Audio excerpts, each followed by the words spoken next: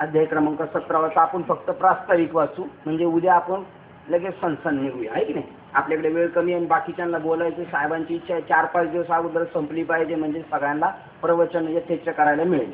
अध्याय क्रमांक 17 काय सांगतात पहा. मागील अध्यायामध्ये दैवी आणि आसुरी या उभय संपत्तीचे वर्णन करून मुमुक्षने शास्त्राच्या दृष्टीने क्रिया निर्णय करावा असा सांगून आता शास्त्रीय कर्मच पण शास्त्रार्थात न जाणणाऱ्या आणि केवळ आचरण परंपरेला अनुसरून श्रद्धेने देवता आराधनादी करणे करणाऱ्या व सात्विक आहार यज्ञ दान तप इत्यादिकांचे आचरण करणाऱ्या मुमुक्षास ज्ञानाधिकार प्राप्त होतो व ज्ञानाद्वारा मोक्षी प्राप्त होतो हे सांगण्यासाठीच हा अध्याय आरंभ करीत आहेत. यज्ञदान तपादिकांचे त्रिगुणाचे कसे भेद होतात ते सांगून शेवटी परमात्मा स्वरूपाच्या नामाचे सामर्थ्य व मोक्षफळ सांगून या अध्यायाचा समारोप केला आहे. 17व्या अध्यायात नाम स्पष्टपणे आपल्याला दिलेलं सांगितलेले ते सांगतात.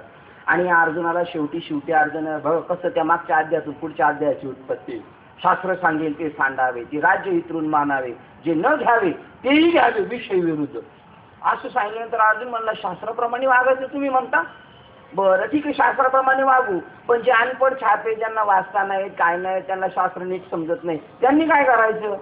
मग त्यांनी काय करायचं तर जे नीट चालणारे, आता नीट चालणारे तरी कसं काय समजून घ्यायचं आपण. असं वाटतं हे नीट चाललेले पण तेच आड वाटेला चाललेले. काय करतात ते म्हणजे यज्ञ करतात, आहार यज्ञ, सात्विक आहार यज्ञ, दान तप इत्यादीचे आचरण करणारे त्यांचा कित्ता गिरवावा आणि मग ज्ञान प्राप्त होईल त्यांना. पण तसं असलं तरी पण म्हणजे कसा काय कित्ता गिरवायचा. त्याच्यात पण तू निवड श्रद्धेच्या जोरावर मोक्ष प्राप्त करू इच्छितो. याच्यात 3 प्रकारचे लोक आहेत. सात्विक ज्ञान बी आहे, राजसी बी ज्ञान आहे, तामसी बी ज्ञान आहे. राजसी बी यज्ञ आहेत, सात्विक यज्ञ आहेत, तामसी बी यज्ञ आहेत. तू कोणत्या यज्ञाचं आचरण करशील फसण्याची दाट शक्यता आहे. आणि म्हणून शेवटी निकाली सांगितलं नाम घे. चल नाम घेतलं ना मग काहीच टेन्शन नाही तुला. पण जे टेन्शन नाही ते माणूस करत नाही. ज्यांनी टेन्शन संपणार आहे ते करत नाही. 17व्या डायरेक्ट सांगितलं, पहिलं सांगितलं असं करतं सगळं असं, आता एवढे नाही तुला कळत ना, नाम घे. चल नाम घेतल्यानंतर पापही स्पर्श करणार नाही, पुण्य नाही, तुला व्रत कैवल्य करायची गरज नाही, मिळालेला नामाचं फक्त नामाचं चिंतन करायचं, मोक्ष भेटेल. पहा आता 17व्या अध्यायाची सुरुवात काय आहे ती आपण पाहूया, जेवढं होईल तेवढं 32-33 ओळी तेवढ्या करूया आपण. म्हणजे श्रीगुरूचं प्रत्येक अध्यायाच्या वेळेला श्रीगुरूचं का बुवा त्यांनी स्तवन केलेले, कशासाठी केलेले. त्यांना माहिती आहे का प्लॅटफॉर्मवर नवीन माणूस येणार आहे, त्याला कळावं कोणी गुरु केले, त्याला कळावं गुरु म्हणजे नेमकं काय, अंधारात राहू नये. पहा विश्व विकासित मुद्रा, हे श्री गुरु राया तुझी योग माया विश्वरूप प्रफुल्लित अशा आकाराला विकसित प्रगट करते व जीवात्मक गजाचा गोसावी जो तू गणेश, त्या तुला माझा नमस्कार असो. हे श्री गुरु राया तुझी योग माया विश्वरूपी प्रफुल्लित अशा आकाराला विकसित प्रगट करते. हे सगळे जे प्रगट केले कोणी केले ही योग माया परमात्म्याने म्हणजे भगवंता साधूनीच गुरुनीच केलेले. आणि गणाचा गोसावी जो तू गणेश, त्या तुला माझा नमस्कार असो. ज्या तुझी योग निद्रा म्हणजे अद्वैत ब्रह्मस्थिती ज्या मुमुक्षास लाभते तेव्हा ती विश्वात्मक प्रफुल्लित प्रगट झालेल्या आकारात सोडते. पा किती गडबड गणमन. पहिलं काय सांगितलं, तुझी योग माया विश्वरूपी प्रफुल्लित, म्हणजे तुझं जे मूळ स्वरूप आहे तेच विश्वरूपाच्या आकाराला विकसित प्रगट केलेले आहे. त्यांनी तुझ्या सामर्थ्याने विश्वरूप प्रगट केलेले आहे. पण ज्याला एखाद्याला डायरेक्ट तुझी योगमाया कळेल त्याला हे विश्वरूप शिल्लक राहणार ते लोपलं जाईल. ते त्याच्यावर बसलेले रशीचं ज्ञान झालं का साप संपला. ज्या तुझी योग निद्रा म्हणजे अद्वैत ब्रह्मस्थिती ज्या मुमुक्षास लागते तेव्हा ती विश्वात्मक प्रफुल्लित प्रगट झालेल्या आकारात सोडते, म्हणजे बाधित करते. अर्थात विश्वात्मक विकसित मुद्रा बोधाने मावळणारा श्री गजेंद्रा. काय विश्व विकसित मुद्रा बोधाने मावळणाऱ्या गणेशा तुझा बोध झाला का विश्व मावळलं ती. बापरे बाबा लिंक टू लिंक आहे. अजून तसं दिसते बाबाला जग आपल्याला केव्हा दिसायचं. तेव्हा मुद्रा बोधाने मिळवणार गजेंद्रा गुरुराया तुला नमस्कार असो, असाही एक भाविक अर्थ होईल. ही त्रिपुरावधाच्या वेळेला शंकराने पुष्कळ खटपट केली असताना गणपतीचे स्मरण केले. घ्या आता गणपती बघतो येतील का नाही का गडबडीमध्ये. बापाचं चिंतन पोराने करावं हे ठीक आहे, पण पोराचं चिंतन कोणी केलं? कोणाला मारायचं होतं? शंकराला, त्रिपुराला मारायचंय, आणि चिंतन कोणाचं करते? मग ताकद दिली गणपतीने. त्रिपुराच्या वेळेला शंकराच्या त्रिपुरवादाच्या वेळेला शंकराने पुष्कळ खटपट केली असता गणपतीचे स्मरण केले नसल्यामुळे त्यांना यश आले नाही. नंतर गणपतीचे स्मरण केले त्यावेळी त्रिपुरवधाचा त्रिपुरासुराचा वध झाला व आपण संकटातून सुटले. या रूपकाने गुरुची स्तुती करतात. म्हणजे हा क्लिअर करून टाकलं माऊली. त्रिपुराचा वध करायचा आहे, कोणाचं स्मरण करायचं? शंकराने गणपतीचं नाही केलं. गणपती म्हणजे कोण? अध्याय क्रमांक 13 श्लोक ओळ क्रमांक 1. अध्याय क्रमांक आत्मरूप गणेशू केलिया स्मरण. मग होय सकळ विद्येचे आधी कर तेच वंदू बाबाचे श्री गुरु शरण. आत्म्याचं स्मरण केलं का त्रिपुराचा वध. त्रिपुर कोण? लगेच माऊलीने लगेच रूपक फेकून दिलं आणि लगेच त्याच्यातलं डायरेक्ट सिद्धांत सांगतात.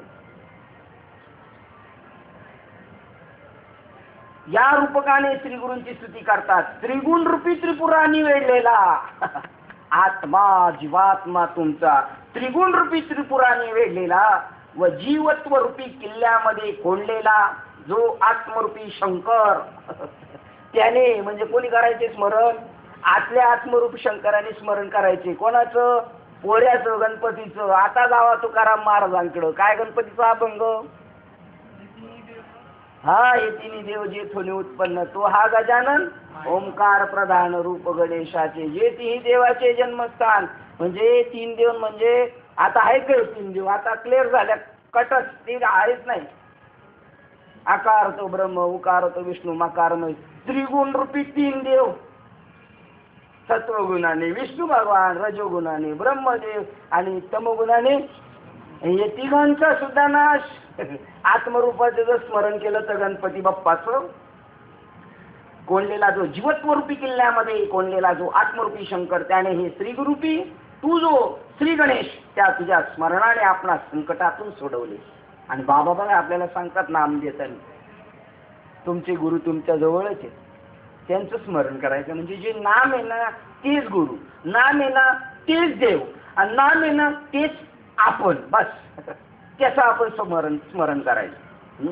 त्या तुझ्या स्मरणाने आपणा संकटापासून सोडवले. म्हणून शंकराबरोबर तुमची तुलना केली असताही गुरुत्वाने तुमची योग्यता विशेष आहे. तुमची पारडे वाजनाने खाली बसते आणि वर कोणाची जाते? ऐकताय ना तुम्ही? त्यांची बरोबरी यांची बरोबरी त्यांच्याशी नाही होत. त्यांचं पारड खाली भरणार. कोणाचं? संताचं. त्यांचं वर जाते. वजनात कोण भारी पडले शंकरापेक्षा? असो नाही हो, असं कुठं असतं का? असं नसतं. असा आपला भाव आहे का? नाही, असं भाव नाही आपला. होणार बी नाही. होईल होईल होईल असं नाही म्हणलं पाहिजे. नाही होणार म्हणलं नाहीच होणार. होणार म्हणून शंकराबरोबर तुमची तुलना केली असता गुरुत्वाने तुमची योग्यता विशेष आहे. तुमचे पारडे वाजनाने खाली बसतील. म्हणजे असे तुम्ही जड असला तरी पण मायारूप समुद्र जलातून भवसमुद्रातून मुमुक्षास तारता म्हणून तारून नेण्याविषयी नावेप्रमाणे तुम्ही हलकी आहात. काय लगे ट्रॅक चेंज? तुम्ही जड आहे. शंकराच्या मनाने तुमची उंची थोर आहे, तुम्ही जड आहे. पण जड म्हणावं तर भवसागरातून करायला नाव हलकी पाहिजे. मग तुम्ही हलके बी आहे. म्हणजे तुम्ही कसे? जसे आम्ही म्हणू तसे तुम्ही. जे तुमच्या ब्रह्मस्वरूपाविषयी अज्ञानी आहेत त्यांना तुम्ही वक्रतुंड असल्यासारखे दिसतात. आरतीमधून हा टॉपिक काढून टाकला पाहिजे. कोणता? वक्रतुंड महा काय? वक्रतुंड तो नाही, वक्रतुंड तू. कारण तुला सरळ दिसत नाही म्हणून तुला तो वक्रतुंड दिसतो. याला काळी झाली का जग पिवळं दिसतं. गणपती वाकड्या तोंडाचा नाही. वाकड्या तोंडाचा कोण? हे का भूषण आहे का वक्रतुंड? म्हणजे वक्रतुंड म्हणजे काय? वाकड्या तोंडाचा. असा माणूस चालेल? असा पोरगा झाला तर चालेल वाकड्या तोंडाचा? देव चालेल आम्हाला काय घेणे. एकदा मंगळवारी गेलं, नारळ फोडला, झालं काम. वाकड्या तोंडाचा असू नाही तर सरळ तोंडाचा असो. हा माऊली म्हणतात तुमच्या ब्रह्मस्वरूप स्वरूप स्थितीविषयी अज्ञानी आहेत त्यांना तुम्ही वक्रतुंड असल्यासारखे दिसता. श्रीपाद बाबा जगाला कसे दिसत होते? वक्रतुंड. ते बाबा लय शिवाय देतात, ते बाबा लय असले तर त्यांच्या काही नादी नका लागू. यांना ते आज्ञा वक्रतुंड दिसतात कारण हे अज्ञानी होते. तुम्ही वक्रतुंड दिसतात व तुमचे यथार्थ स्वरूप जाणतात त्यांना ज्ञानवानांना तुम्ही नित्य सरळ तोंडी सन्मुखच आहात. काय यांनी पोते वाचलं काय माहिती काय काय काय आरतीमध्ये घुसळून याच्या डोक्यातलं गजडी माणसं शिकवायला आरती कसं म्हणायचं. ब्राह्मण काकाला माळकरी माणसाला हे बिगर पेताड खाताना काका ही आरती आली पाहिजे, त्याच्यात ती आरती आली पाहिजे. काकाने सांगावं यांनी ऐकावं. पण आता उलट आहे, यांनी सांगावं काकाने ऐकावं. काका म्हणे मरू द्या, नवरी मरू नाही तर नवरा मरू, आम्हाला काय दक्षिणेशी मतलब काय करणार, विलाज नाही. कारण काय चंचले ऐसा चल. वक्रतुंड तुमचे यथार्थ स्वरूप जाणतात त्यांना ज्ञानवानांना तुम्ही नित्तर सरळ तोंडी सन्मुखच आहात. हे गणपती रूप श्री गुरुराया, तुमचे डोळे पाहू गेले असता हत्तीप्रमाणे लहान दिसतात पण ते शोधतात. हत्ती मोठा पण डोळे लहान, तो सूक्ष्म चिंतन पाहतो. काय सूक्ष्म या जगात? देव आणू रेणू या तो पण असं सूक्ष्म पाहतात. पाहू गेले असता हत्तीप्रमाणे लहान दिसतात तथापि त्याच्या उघडझापीने आपण जगाची उत्पत्ती अविर्भाव व नाश तिरोभाव लिहिलेने करता. उघडझापीने जग दाखवता, कधी ब्रह्म दाखवता, कधी जग दाखवता, कधी ब्रह्म दाखवता. विहित प्रवृत्तीरूप कानाच्या हलवण्याने संसारूपी वृत्ती उत्पन्न होऊन गंडस्थळातून वाहणाऱ्या जळरूप मदाच्या सुगंधाने युक्त असा वायू सुटून त्यात आकृष्ट होऊन लुब्ध झालेले जीव पक्षी भ्रमर तुमच्या गंडस्थळावर जमून बसल्याने जीव भ्रमर रूपी नीलकमलांनी जणू तुमची पूजाच केली आहे. त्याप्रमाणे तुमचे गंडस्थळ शोभते. नंतर दुसरा निवृत्ती करणं हलवण्याने अंतर्मुख वृत्ती उत्पन्न होऊन तुमची बांधलेली ती पूजा उधळून विसर्जित होते. त्यावेळेस आपण आपल्या मोकळ्या अंगाच्या लेण्याने शुद्ध स्वरूपाने मिरवले जाता. मोकळ्या अंगाच्या लेण्याने उघडे परब्रह्म मग स्पष्ट दिसेल. काय ते उघड दिसणार. तुमच्या कोणत्या एका कानाने एक आणि एका कानाने एक सांगते बा. तुमच्या डाव्या मांडीवर बसलेल्या सरस्वतीच्या मायाशक्तीची नित्य क्रीडाच हा जगतरूपी आभास उत्पन्न करते. कोण? मायेमुळे जगताचा आभास आहे. व आपण नृत्याच्या निशाने आपण आपल्या सत्तेने सर्व जगताचा व्यवहार चालून तांडव कौशल्य दाखवता. हे असो हे श्री गुरुराया, आपण ज्याचे सोयरे संबंधी होता त्याची काय काळजी? त्याची काळजी बाबाला. तू का म्हणे वत्स? वासराला काळजी नाही, आईला काळजी, त्या गाईला काळजी वासराची. तशी बाबाला आपली काळजी लागली का आपलं काम झालं आहे की नाही. हे असो हे श्री गुरुराया, आपण ज्याचे सोयरी संबंधी होता तो सोयरीकीच्या व्यवहारालाच मुक्तो. तो तुमच्या स्वरूपात मिळतो. म्हणजे तो बाबाला बाबा शिल्लक ठेवीत नाही, हा शिष्य म्हणून शिल्लक राहत. बाबा शिष्य एक होऊन जातात. सोयरीकीचा व्यवहार आले आले व्याही बसा बसा चहा पाणी हा संपला व्यवहार. उलट असं होणार आपल्या घरी बाबा येणार आणि तेच सतरंजी टाकणार, बसा बसा बसा म्हणणार, असा उरपाटा व्यवहार होणार. व्यवहारास मुक्त तो तुमच्या स्वरूपात मिळतो. त्या सर्वत्र ब्रह्म भाव प्रतीती होतो. म्हणून देव तू सोयरा. म्हणून त्यांचा द्वैत भाव अपपर भाव नाहीसा होतो. ही केवढी विस्मयाची गोष्ट आहे. ज्याचे संत सोयरे झाले त्याची काय द्वैत भाव गेला, अपपर भाव गेला. तुम्ही जगाच्या बंधनाचा ठाव ठिकाणा नाहीसा करता. म्हणून आपण जगत बंधू आहात हेही उचितच आहे. सगळ्याचे भाऊ आहेत का? बंधनाचा ठाव ठिकाणा नाहीसा करून टाकता म्हणून आपण जगत बंधू आहात ही उचित. असा भाव धरून जे मोठ्या आनंदाने आपल्या आत्मस्वरूप भावाने शरण येतात त्यांचा द्वैतपणाच्या नावानेही देह सुद्धा वेगळा शिल्लक उरत नाही. खरोखर जर आपण श्रीगुरूंना शरण गेलो ना, एक लक्षात ठेवा, श्रीगुरु म्हणजे माणूस नाही.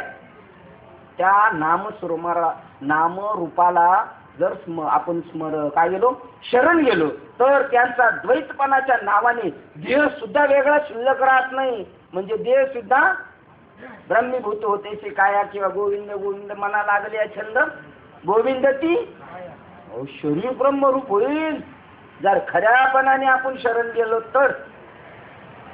नाही उरत नाही, कारण देवराया त्या दुसऱ्याला आपण स्वरूपच करता, त्या दुसऱ्याला आपण स्वरूपच करता, म्हणजे शरीराला सुद्धा आत्मस्वरूप तसे जो तुला आत्मतत्वाने जाणतो त्याच्या ठिकाणचे द्वैत नष्ट केले, मग सर्वत्र अद्वैत झाल्यामुळे दुजाभाव कोठून उरणार?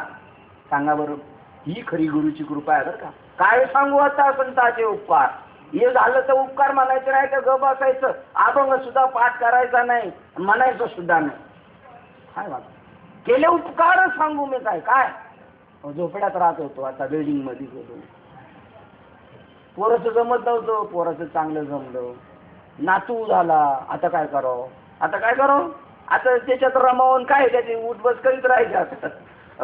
त्याच्या ठिकाणी द्वैत नष्ट केले, मग सर्वत्र अद्वैत झाल्यास दुजाभाव कुठून उठणार? उलट जे तुम्हाला निराळा पहा, जर आपण बाबाला वेगळं म्हणत असू तर उलट जे तुम्हाला निराळा पुढे ज्ञानाचा विषय असे समजून साधनाद्वारा तुमची प्राप्ती करून घेण्याकरता धावत सुटतात, त्यांना तुमची प्राप्ती न होता तुम्ही सर्व प्रकारे मागेच वृत्तीच्या मागे अज्ञान असेच राहता.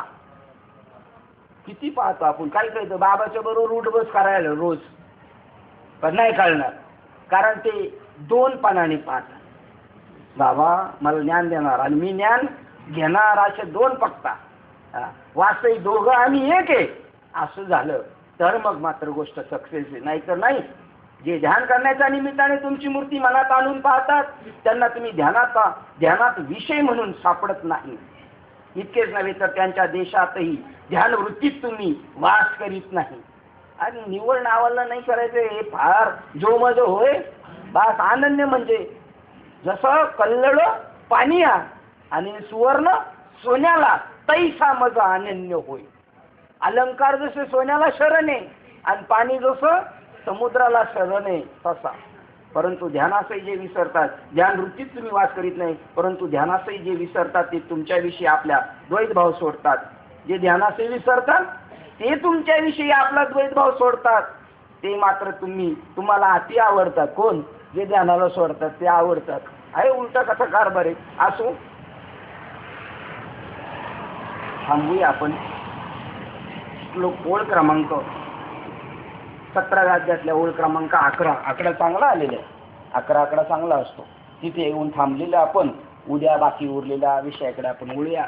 झालेली सेवा हृदयस्थ सद्गुरू. आणि उद्याची सूचना आपल्या आज ताई नानींचं प्रवचन झालं, खूप उत्तम चांगलं झालं. आम्ही नव्हतो, जाऊ द्या. हे मात्र मी माझ्या मनाला लावून घेतो. आयशा लाभा जो चुकला तुका म्हणे वाया गेलं, तुमचं कोणाबद्दल नाही बरं का. हा, आता उद्या मात्र मी म्हटलं असं नाही करायचं, आयशा लाभाला चुकायचं नाही. सुट्टीचा दिवस म्हटलं चालेल, सुट्टीच्या दिवशी असलं तर सांगत जावं आपल्याला, मग जमत झालं आपल्याला. हा, तर उद्या सकाळी 10 ते 12 आपल्या नांदेताई यांचं उद्या कीर्तन आहे. 2 वर्ष आपण तिथे गेलेलो आहे त्याच जागेवर.